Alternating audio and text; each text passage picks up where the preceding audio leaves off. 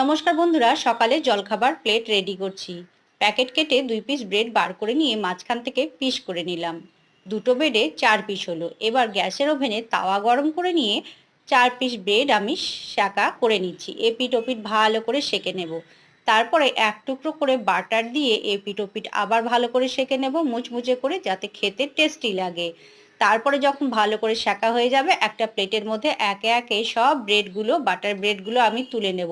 এরকমভাবে আজকে সকালে জলখাবার থালি আমি রেডি করছি। প্লেটের মধ্যে দেখুন একে একে তুলে নিচ্ছি।